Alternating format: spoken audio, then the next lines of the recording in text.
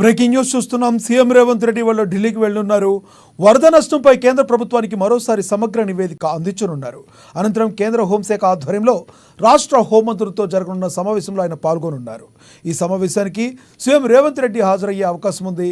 సమావేశం తర్వాత కాంగ్రెస్ పెద్దలను కూడా కలవనున్నట్లు తెలుస్తుంది. ఇక ఇదే విషయానికి సంబంధించి మరింత సమాచారాన్ని మా బ్యూరో చీఫ్ కృష్ణమూర్తి అందిస్తారు. కృష్ణమూర్తి, చెప్పండి, మీ దగ్గర ఉన్న తాజా సమాచారం ఏంటి? Thank you Nag.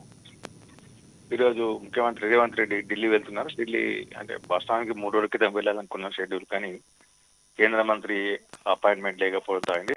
ఇటీవల సమావేశమైనటువంటి ఖమ్మం, వరంగల్, మహబూబాబాద్ జిల్లా తదితర జిల్లాలో జరిగినటువంటి వరద నష్టం సంబంధించినటువంటి వరద నష్టం అంచనా అంటే రాష్ట్ర ప్రభుత్వం దాదాపుగా 10,000 కోట్ల వరద నష్టం జరిగింది, 10,000 కోట్ల సహాయం కావాలని చెప్పేసి కేంద్రాన్ని అభ్యర్థించింది. కానీ కేంద్ర ప్రభుత్వం మాత్రం కేవలం 442 కోట్లు మాత్రం ఇచ్చి దొరుకుతున్నాయి. దీని విషయంలో రాష్ట్ర ప్రభుత్వం కొంత ఆందోళనకరంగా ఉంది. అంటే పునరావాస కార్యక్రమాలు, పునరావాస చర్య చేపట్టలే బాధితులను సత్వరంగా ఆదుకోవాలి అంటే కేంద్రం ఇతోధికంగా ఆదుకోవాలని కోరుతా ఉంది. కాబట్టి వరద నష్ట నివేదికలను కేంద్ర ప్రభుత్వానికి అందించి వరద సహాయాన్ని వీలైనంత తొందరగా విడుదల చేసే విధంగా చర్యలు తీసుకోవాలని కోరేందుకు అవకాశం ఉంది. దీనికి సంబంధించిన విషయంలో సమగ్ర నివేదికలను అధికారులు తెప్పించుకున్న ముఖ్యమంత్రి గడిచిన 4-5 రోజులుగా శాఖల వారిగా అంటే రెవెన్యూ కానీ, మిగతా ఇరిగేషన్, మిగతా శాఖల వారిగా హోం, మిగతా శాఖల వారిగా సమీక్ష నిర్వహిస్తూ వాటికి సంబంధించినటువంటి పూర్తి సమాచారం సేకరిస్తారు. ఈ సమాచారాన్ని పూర్తి స్థాయిలో కేంద్రం మంత్రులకు అందించి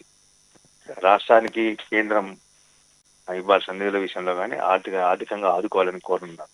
అదేవిధంగా ప్రతి ఏటా జరిగేటువంటి హోం మంత్రుల సమావేశం అంటే రాష్ట్రాల్లో శాంతి భద్రతా పరిస్థితి, మావోయిస్టుల ఉనికి తదితర అంశాల మీద కేంద్ర హోం మంత్రిత్వ శాఖ రాష్ట్రాల హోం మంత్రులతో సమావేశం నిర్వహించింది. ప్రస్తుతం హోంశాఖ సీఎం రేవంత్ రెడ్డి దగ్గర ఉన్నందున ఆ సమావేశం కూడా రేపు జరిగేటువంటి సమావేశానికి రేవంత్ రెడ్డి హాజరయ్యే అవకాశం ఉంది. ఈ సందర్భంగా నక్సలైట్ల పైన అంటే మావోయిస్టుల పైన అనుసరించాల్సిన వ్యూహము, మావోయిస్టుల ఉద్యమము, మావోయిస్టుల ఉనికి తదితర అంశాల మీద సమగ్రంగా చర్చించే అవకాశం ఉంది. మొత్తంగా చూస్తూ ఉంటే రేవంత్ రెడ్డి ఢిల్లీ పర్యటన కొంత రాష్ట్ర ప్రయోజనాలు, రాష్ట్ర ఆర్థిక పరిస్థితులు, రాష్ట్రానికి నిధుల సేకరణ ఈ అంశం మీద ప్రధానంగా జరిగే అవకాశం ఉంది.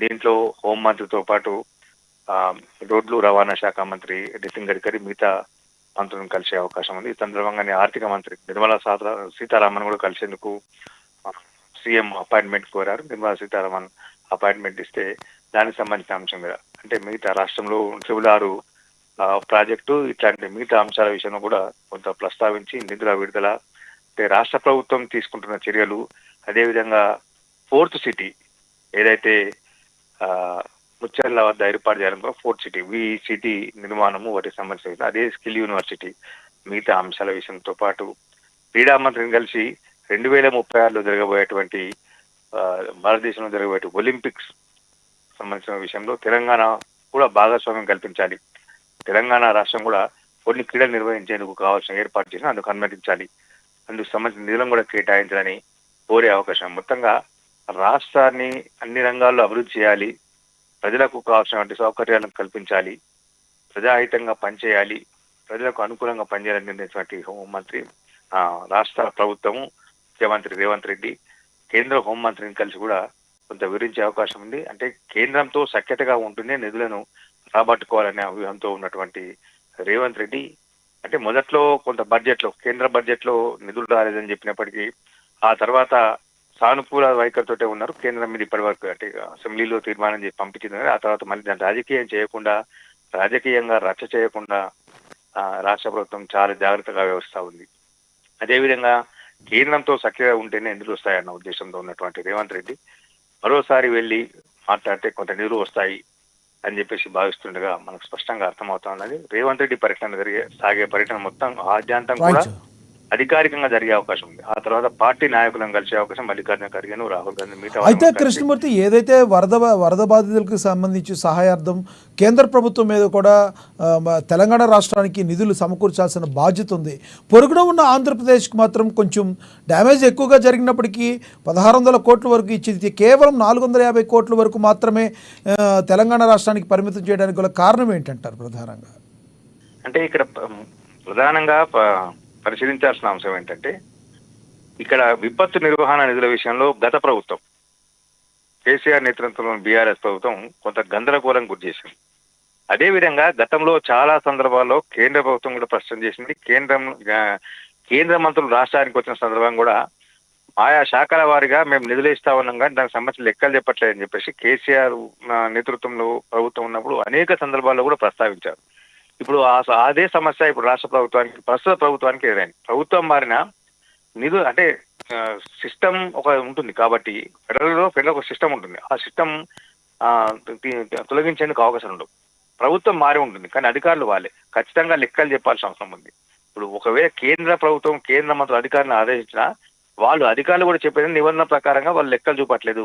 మన గతంలో ఇచ్చిన లెక్కల డబ్బుల విషయంలో వాళ్ళ లెక్కలు మనకు ఇవ్వలేదు.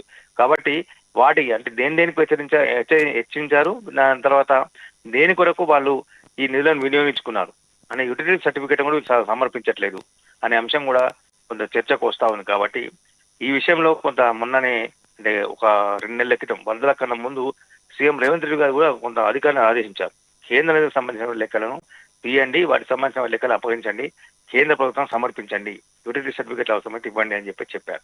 అంటే ఇవి ఇస్తే కొంత కేంద్ర ప్రభుత్వం ఉదారంగా సహాయం చేసే అవకాశం ఉంది. అయితే ఏపీకి సంబంధించిన విషయంలో మీరు అన్నట్టుగా కరెక్టే.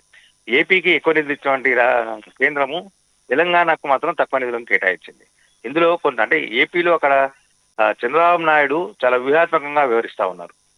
కేంద్రంతో వరద హెచ్చరిక వచ్చిన మొదటినప్పటి నుంచి కేంద్ర ప్రభుత్వానికి అప్రమత్తం చేస్తూ కేంద్ర ప్రభుత్వాన్ని ఇక్కడ మీరు పరిశీలించండి, ఇక్కడ దీని మీద దృష్టి పెట్టండి అని చెప్తా ఉన్నారు. అక్కడ అంటే చంద్రబాబు నాయుడు కోరిన నేపథ్యంలో కేంద్ర ప్రభుత్వం కూడా ఒక స్పెషల్ సెల్ ఏర్పాటు చేసి ఏపీ మీద ప్రత్యేకంగా దృష్టి పెట్టేందుకు కొంత ఏర్పాటు చేసింది విపత్తు నిర్వహణ సంస్థ నుంచి. అంటే ఈ రకంగా చంద్రబాబు నాయుడు తన యొక్క వ్యూహాత్మక ఎత్తుగడలతోటి కొంత ఎక్కువ నిధులు సాధించుకున్నప్పటికీ ఇప్పుడు తెలంగాణ ప్రభుత్వానికి కూడా కేంద్రం ఇచ్చేందుకు సిద్ధంగా ఉంది. అది యూటిలిటీ సర్టిఫికెట్లు మొత్తం ఇచ్చిన తర్వాత కొంత మరోసారి నిధులు విడుదల చేసేందుకు అవకాశం ఉన్నాయి. అదేవిధంగా కేంద్ర ప్రభుత్వము విపత్తు నిర్వహణకు సంబంధించినటువంటి విషయం అంటే వరదలు వీటొచ్చిన కేంద్ర ప్రభుత్వం కూడా ఇతరుగా కాదు, ఇది జాతీయ విపత్తుగా ప్రకటించినాను. జాతీయ విపత్తుగా ప్రకటించి దానికి కొంత నామ్స్ కండిషన్స్ ఉంటాయి. అది కూడా వీళ్ళు చేయలేకపోయారు. అక్కడ ఏపీ ప్రభుత్వం మాత్రం దీనికి సంబంధించిన పూర్తి వ్యవస్థను అంటే ముందుగానే వాళ్ళకు ఒక వ్యవస్థ ఉంది కాబట్టి దాని ప్రకారంగా చేసుకున్నారు కాబట్టి ఎక్కువ నిధులు వచ్చాయి. ఇప్పుడు సీఎం రేవంత్ రెడ్డి తర్వాత కొంత కేంద్రం నుంచి సానుకూల వైఖరి వచ్చే అవకాశాలు అయితే కనిపిస్తా ఉన్నాయి నాకు. Thank you Krishnamurthy.